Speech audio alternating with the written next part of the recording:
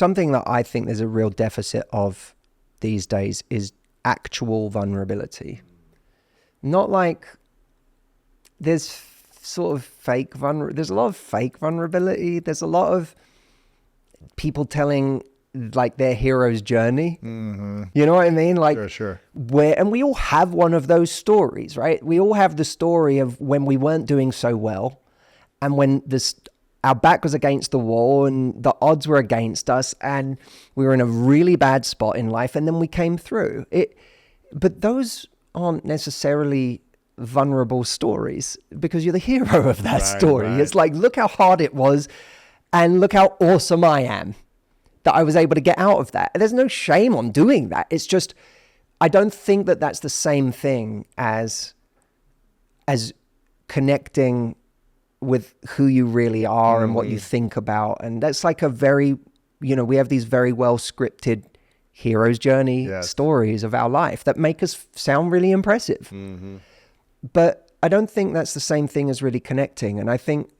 And being vulnerable. And so I think one of the mistakes, I suppose, that people make early on is never really being vulnerable. And vulnerability isn't. I always remember I did a TV show in Australia, and before anyone who doesn't know me watching this thinks that must mean I'm Australian, I am not. I'm English.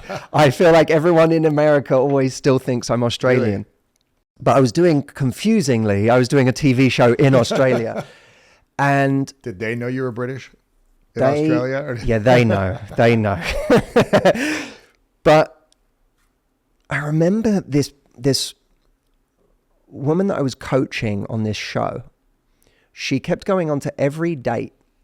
She went on this date, and I was supposed to give feedback, watching them on the dates and seeing how they did and what they could do to kind of improve next time around. And one of the things I kept noticing was, like, throughout the date, she was just really laughing hard at everything this guy said.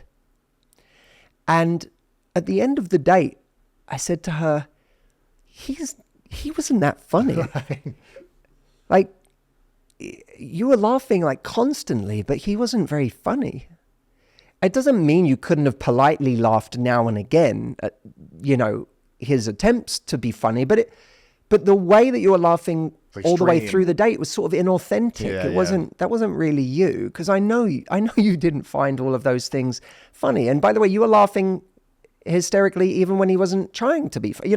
Sure. So I said that in itself was an absence of vulnerability, because instead of just connecting as you were and sitting into the date and maybe occasionally allowing there to be a breath without filling every silence, and that would have been a more authentic experience. So I said to her, the next date you go on with the guy, I want you to just share a little more, because you also asked him a lot of questions. That's another version of not being vulnerable, is when we just ask someone else lots and lots of questions and keep them talking. Yes. And we don't ever share anything. And I coach a lot of people who are like, especially a lot of women I work with are like, men don't ask questions. And I know that if you were to watch a lot of them, by the way, that's true. A lot of guys aren't asking questions. They're all too happy to just take the floor and talk about themselves.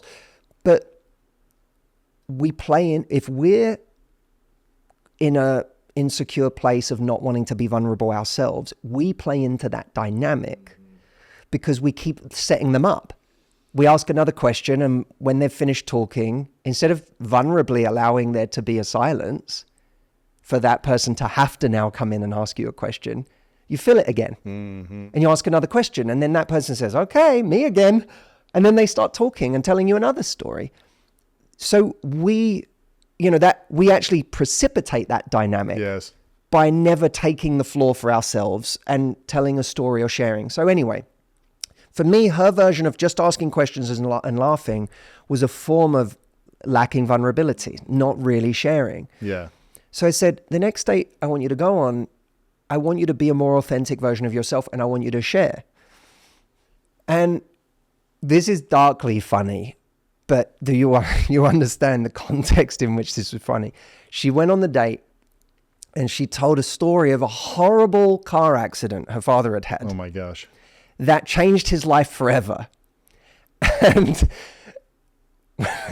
you know, I just remember being tickled by it because it was obviously this was a big story in her life. This was like one of the most tragic moments in hers and her dad's life. This was not like a second date. Right. Like, Conversation. this is how to, like, when I said be vulnerable, I didn't mean go and tell the most tragic story of your life. Yes. There's other ways to be vulnerable because not everyone deserves to know at the beginning of our connection with them all of our flaws, everything we're insecure about, everything we worry about on our worst days, all of the things we're struggling with. Traumas. Yeah, like you don't necessarily trust someone enough you don't feel safe with them enough to share all of those things. But there's other ways to be vulnerable. If you share with someone something that you're passionate about, that's vulnerable. Yeah.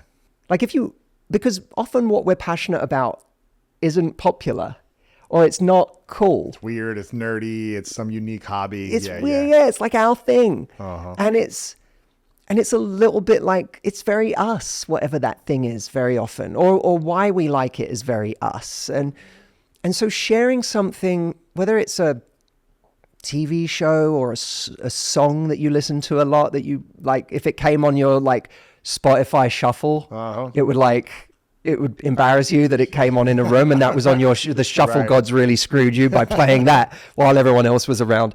That sharing those things and the things you're into, that itself is an act of vulnerability because you're sort of allowing yourself to be seen a little bit. So you know, I think these are all ways that people can be on a date with us or be in a room with us and go, aha, a person. And it's worth asking ourselves, how did I create any of those moments on this date? Or was I constantly tight and tense and censoring myself and anything that was really me and asking them lots of questions, which is it feels like connecting when you're only ever asking someone else questions because you're like, I'm doing it all right. I'm told to be a great listener and I'm told to be curious. And I was doing that. I was being really, really curious. But there's a point where that goes past. Too much. Yeah. Yeah, because now there's not a connection here. No one knows anything about you. Yeah, exactly.